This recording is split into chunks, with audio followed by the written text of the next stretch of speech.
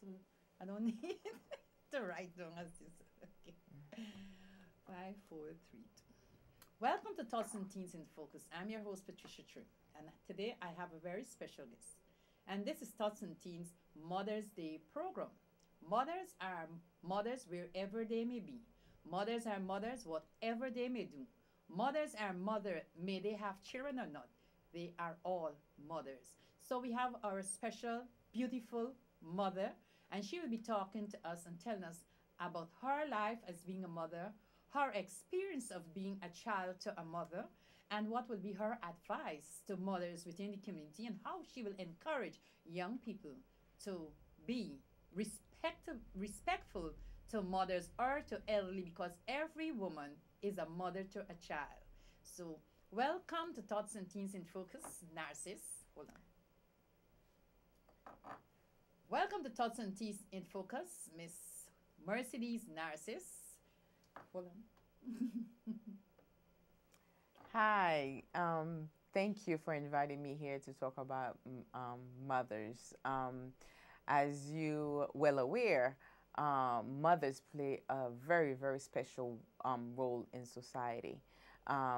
I mean, when you're talking about the experience for me and my mother, I didn't have much of experience because my grandmother was my mother. So not my biological mother, but per se, she was the replacing mother in my life because she got me when I was about 6 months old. And I had great respect for her. Unfortunately, about 2 years ago, I lost her. But this is the person in my life that I will never, never, ever forget. She gave me the love that I needed, the confidence that I needed in life to deal with anything that that throw my way. My grandmother, special. I mean, if I go on, that would be taking your whole show talking about my grandmother, how loving that she was toward me. My grandmother is very, like, she will give me the best of everything that she has. Even, for example, even for fruits, if she's eating a fruit, the best one is for me. So my grandmother really was the rock of my life. And I remember early on that how she would walk me to school. Even though I was grown, she was still doing that for me. My grandmother, just like for when I come from school, have to make sure I do my homework. First of all, I have to eat. And one of the greatest things that it was a tribute to my life, my grandmother, because when I'm thinking back, the way I raise my kids is everything that I have learned from her.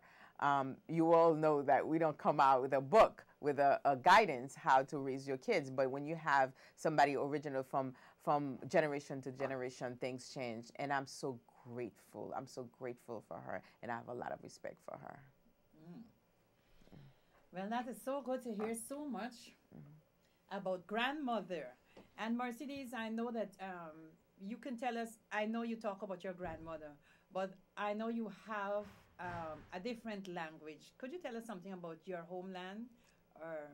Or Yes, we grew up in Haiti, and coming from Haiti before I came for high school, of course you have to go to school and learn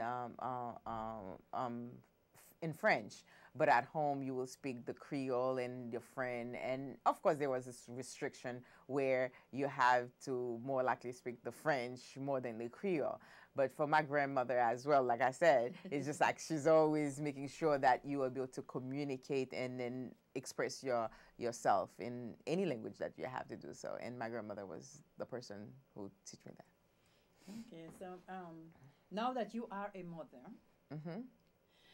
tell us some of your experience of being a mother to your children, teaching them the values, the moral values, the self-esteem, how to develop themselves. And I know that you have boys and girls. You know, there are times that children would want to reject. How would you come over to them to show them the values of life? Because, you know, sometimes we want to tell them what they must do. But there are times that we have to listen because they have their own inspiration within them. How would you deal with that? Um, First of all, you cannot expect respect if you don't give respect back. And one of the greatest things, like I said, I'm bringing back to the woman that raised me. She gave me the spiritual value, the respect, because I remember even I'm tired, I had to get to church, and it was important for me. And that's the same thing I take back to my children, and I listen to them. I'm not the one that just talk, but before like my son sometimes make fun of me. He said, my mom is very democratic in this house, except when you break the rule. She make the rule, and she break the rule for you too, because she will tell you, you have to listen. You have to let the child know from little, from very little, from even from your belly. You have to let the child understand your feeling, you respect them, you love them, and what you expected from them. And you cannot do that by arguing or listen. You have to listen, and you have to talk, and you have to know when to stop talking and to listen to your kids, what they have to say, so you can know how to deal with them. And that's exactly what my grandmother used to do. And then we learn it, we pass it on. And the best things for me with with society and coming to America is to able to mix the two culture, to take the good thing from my culture, because nothing is perfect. But I think that's what make me a better person, because that's what I was taught by my grandmother. You have to take the best out of life. And you don't see people from the negative point. You see them from the positive. And that way you have a better understanding and then communication with anyone that you're dealing with. Mm. Well, Narcisse, I'm being educated too about motherhood. Although I am a mother and a grandmother, we know we're never too old to learn, and we learn from each other. As a mother, um, I know that there are certain values that you may have for your children in the community, how you would like them to respect the community, what you expect them to do in the community, and how they should be, to respect the elders of the community. It's truly how you deal with the children at home. Because if you require the child to respect every child in anywhere they are, all children should have respect, because it's taken from home. Because if you don't respect them, they will not respect you. When they do little things, sometimes we take it for granted and we say, oh, it's okay, it's a child. No, the child have to listen, and then you have to know what line they cannot cross. And one of the things that make me early on is what people always tell me, why you participate in so many organizations? This is what I have learned. My grandmother always take me out to do things in the community, to clean street, to clean the school. It's nothing new to me what I'm doing with my children right now. You be part of it. Somebody's sick in the neighborhood, they're elderly. You're supposed to go and bring them soup. There's certain things that the person is in your block, especially when he's near you. You have to care for them. And then somebody passing on the street, an elderly person carrying something they cannot carry, my grandmother would stop and tell me to go and carry it. And those are the way you learn, and then you respect each other. And not only to telling the child to respect the adult, and you say I have seen so many things throughout my life, even here, like how parents cursing, carry on, and forget that the child is listening. And the minute they have a little age, that they get older, they're going to do the same thing to you. You cannot do that toward your own mother. So that's going to be the the grandmother, or the grandparents or the aunt. You cannot do that, because they're learning the behavior, and it's going to continue. For it to stop is for you to understand and respect yourself in front of a child, because they're always learning from you. When you least expect it, they're going to bring it back to you. And if you don't want that, it's just like the best things my grandmother will tell me. Respect, love, understanding, caring cannot take you wrong in life. Well, that is so true, to respect, because if we do not have respect for ourselves, how can we respect the young people out there? And I am going to go back to parenting and schooling. Um, what I grew up in a Catholic school. I'm all Catholic religion. It's only now that I'm at different churches, but I'm an all Catholic religion. That is all that I knew Catholic. I grew up in Catholic as well, Catholic school.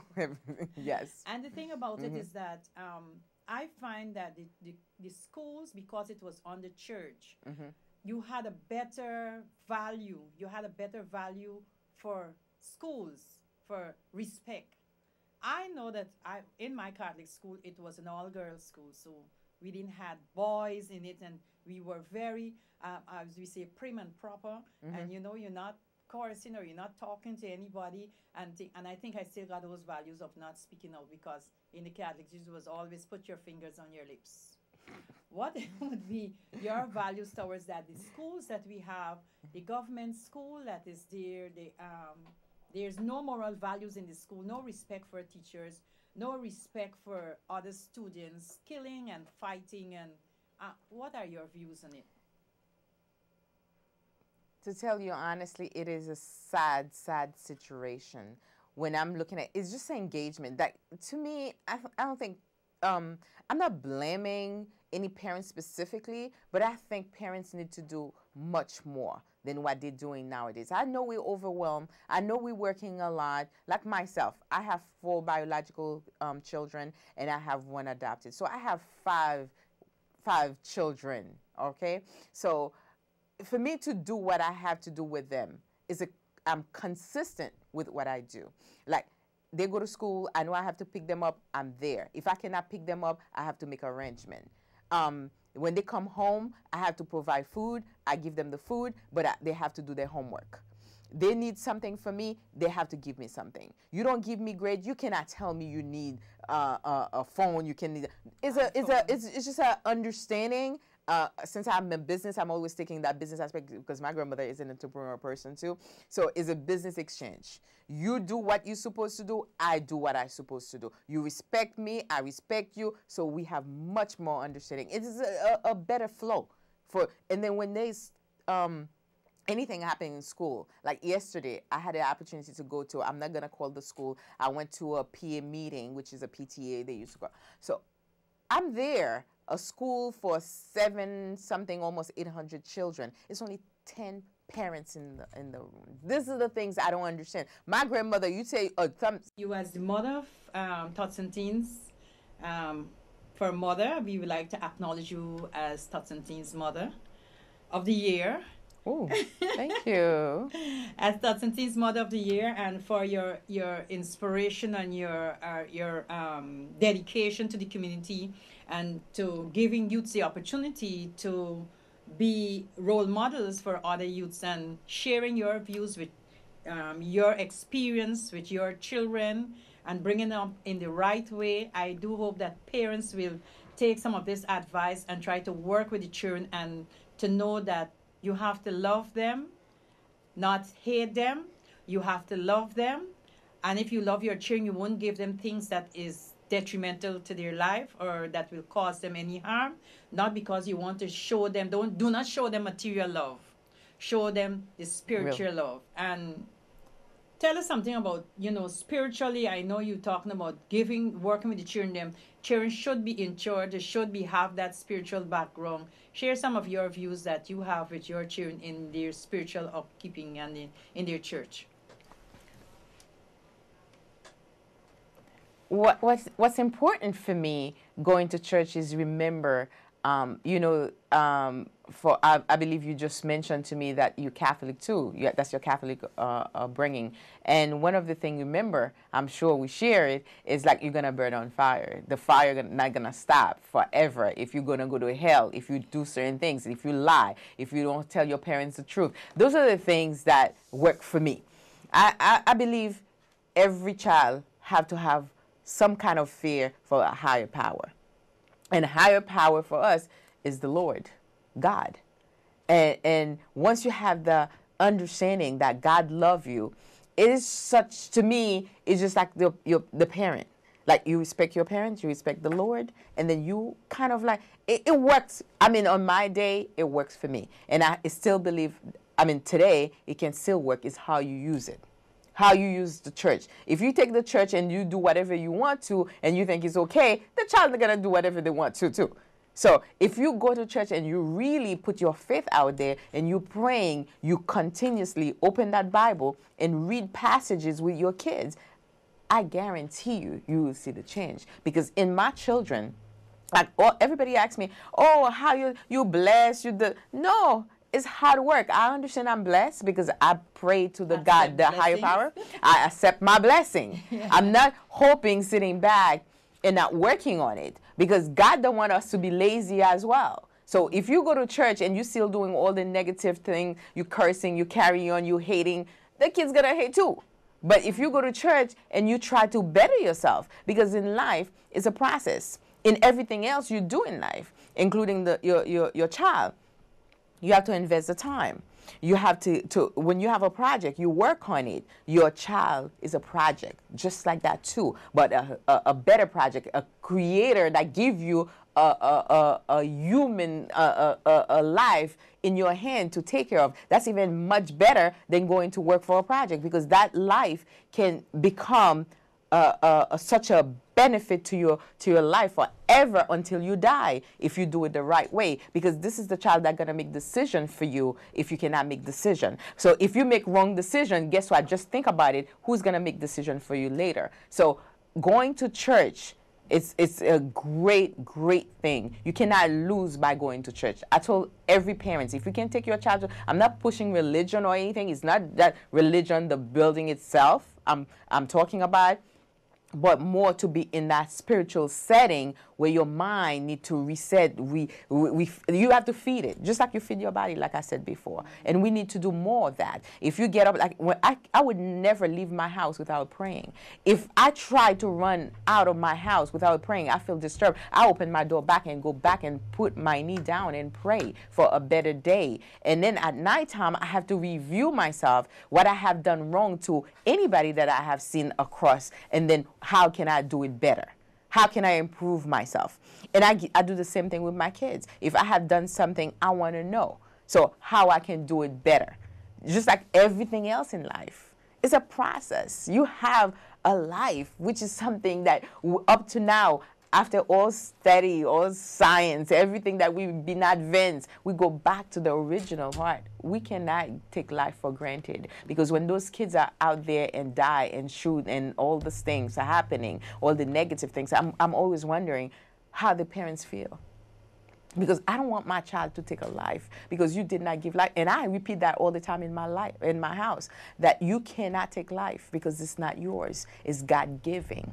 And you cannot destroy your life as well because it's God-giving. These are all the things that we have to continue doing. We have to continue talking to our kids. We have to continue shaping them to the life that is supposed to be. Some people can say the Bible is just a story. But for me, it's the greatest story ever written, because if I have to go back, everything that we do in life is in the Bible. It's how you take it. If you take it negative and think you, like my son that sometimes do a lot of debate and different things, but I say, remember, at the end of the day, everything that we talk about is in the Bible. Is how you use the Bible. I'm not saying to be an extremist, because life, that's another thing in life. Don't teach your kids to be an extreme, okay? Always balance things out, because whatever you don't like for yourself, which the word that my grandmother used all the time, and I'm still using it today, whatever you don't like for yourself, don't do it to others. That's it. And then that's the best way that I can, I hope I was, you know, supportive or helpful to parents out there, because that's my thing. Whenever I see a child, like my kids sometimes think I'm crazy, I stop on the street, I talk to kids. I'm in the train, if I see a child doing something wrong, I cannot close my eyes and close my mouth without talking. And then the rhetoric being for everybody, it takes a village to raise a child. And it was true yesterday, it is today, and it's still going to be tomorrow. If we neglected kids and then say, oh, that's not my child. But I'm always wondering in my mind, even from a selfish point of view in life, I'm always wondering, that child probably going to make decision for me. Probably you're going to be my next president. So if you're not educated well, I'm in trouble. So every child is my child. Every children that I see, I feel like they're part of my life. Every child that I see, when I see a child, I see myself. I see my children. That's why when I'm doing party for kids, I say, those are my children. And people say, how many kids do you have? I say, oh, I have about 100 something. And they go like, I say, for real. I say, I feel so close when I see a child making a step, making a positive. Like all the kids in my community where I am, they're all my children. They know they're welcome. My basement always packed with kids, summertime, because I have to make sure I have food for. They're all like, Mrs. Narcisse, can I say? You know, some of them come and they tell me, can I be your son? Can I be your daughter? I say, sure, you are already my daughter. You're in my house. So it's the love, the passion we have to share more and stop being selfish, because the child that you see today may make decisions for your nursing home, may make decisions, and maybe you're president, for all I know. Thank God I can say that, because before it used to be just a dream. Now we have President Obama.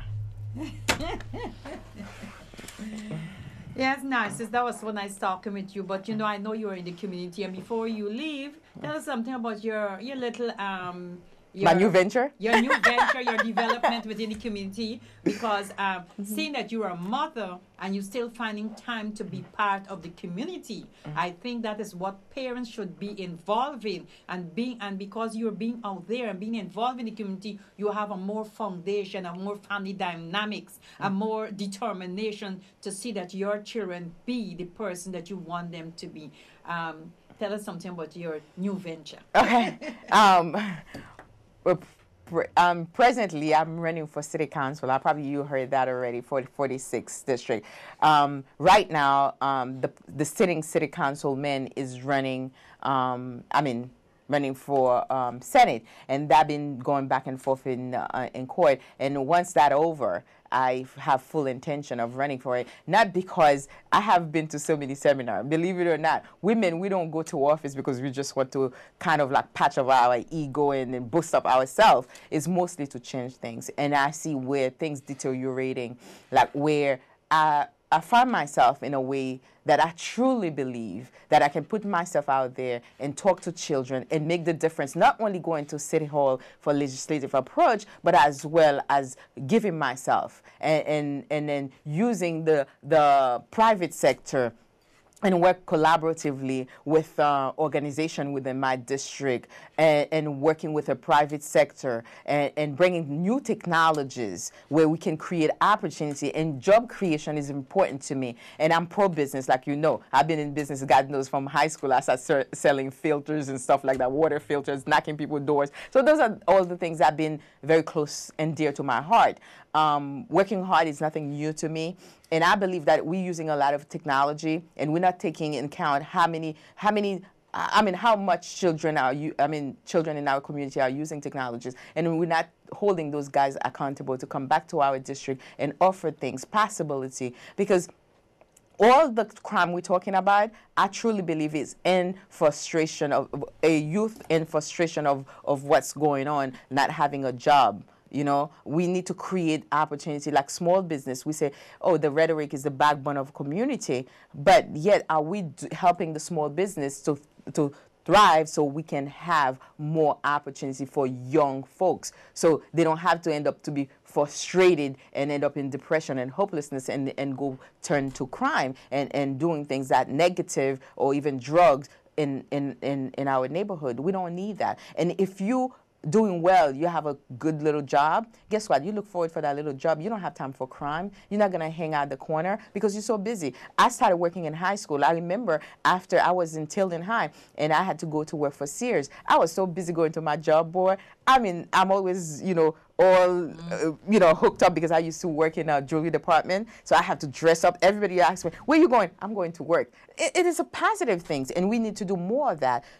Children not children anymore, young adults that's in high school, the beginning of college, they need to get that little job. And they would be helpful in the community by helping the parents and even pay the bills if they have to. Those are all the things that I truly believe that I have the possibility, because I am so grateful and so thankful that I came to America and be able to see the positive things that America have to offer. And I really, truly want to work on that in my community, not for just like running for office, but really to make those changes that needed. Because right now I have my kids, I'm creating the opportunity, but not every parents have that passion, or I don't want to say passion, but having that opportunity to do the same thing. So we need to open people's eyes and see what's better. Take teenage problem and convert it into the skill. Because if they're not going to medical school, they're not going to law school, but there is a skill, there's something dear to their heart, good center, not center to make believe, but really touching the base, and people that's passionate like yourself to work with kids that really, make the changes that we need to make. We don't need people to change it. We can change it. I truly believe that we can do it. We can do it. That's why my platform is Children and Families First, and I truly believe in children and families first, because once you don't have the kids' frustration, you don't have the crime gonna decrease. And then one thing we have to work on is stop and frisk, because I don't like that, because our kids need to understand, and our precinct need to work hands on hands, and don't make the kids feel like the fear between security, because when you have the safety network with the person that's supposed to be the one that protecting you and going against you, it become a problem. I know we don't want to change the topic, but since we're talking about children and youth frustration, so those are all the things we need to look at. And once we work collaboratively, not working against the group, wherever it may be, yes, the police officer, some of them may come from Long Island, but not all of them are bad. But we have to let them know from the community what we expected of them, and bring ourselves higher, to a higher level. Once you start bringing yourself to a higher level, by the job opportunity, job creation, everybody working. You remember the time when everybody were working? Nobody mind people's business. Everybody happy and then going and do their things and mind their business. And I want to see that smile when I walk down the block. Not people telling me that I don't have a job, I lost my job, my husband just lost the job and stuff like that. I think we need that positive, to reactivate ourselves, where the city, myself, will look into aspect of how I can bring resources to my community for small business so they can stay in business. Instead of finding them all the time, give them a summons for this, summons for that, but how to really help them to stay in business so it can be more productive and employ more people, and more money will be circling in our district. That was very good. But one thing I wanted to talk about is that the community, our people need to support our own community, because if we don't support our own community, the people will not be able to flourish. We rather to know that we support other communities than instead of supporting our own communities. And that was so interesting, Mercedes. Thank you very much, and I acknowledge you as Touching Teens Mother of the Year. Oh, I know thank you you will be receiving your award Thank you. at our dinner show. You will be receiving that award as Touching Teens Mother of the Year. Thank you. Thank you. I love that, and I appreciate it. Thank you, darling. Thank you, Narcisse, for being on program, and as Touching Teens Mother of the Year. I said thank you very much, and to keep up the good works with the youths in the community, with parents in the community, because we got to work on parents. The parents are still children, so we still got to work with them and to give them. And I do hope that you're able to come back and give some more views and some more ideas to our mothers. Yeah, happy. I will say again, happy Mother's Day. As a mother, from a mother to another mother, I love you all, because I still believe that I'm not going to save mothers, because we're going through so much. We still have to continue pushing for our children, because they are our tomorrow. If we don't do it, somebody else is going to do it. So peace with you, and love and caring. So take care. Until then. That was Touching Teens in Focus with Narcisse, our mother, Touching Teens Mother of the Year. And you will join us, and to everyone we say happy Mother's Day to you all, and enjoy your Mother's Day. Remember, mothering is not only eating and drinking. Mothering is to mother your children, to love them, to care for them, to show them what is right, and to take time to understand them. Give them what you think they need and not what they want, because that is the way that they will grow. Because when they know they can have what they need, their wants will be to educate themselves and to put themselves into position that they can get what they want. Thank you once again for watching Touching Teens in Focus with our Mother of the Year, Mercedes Narcisse. Thank you.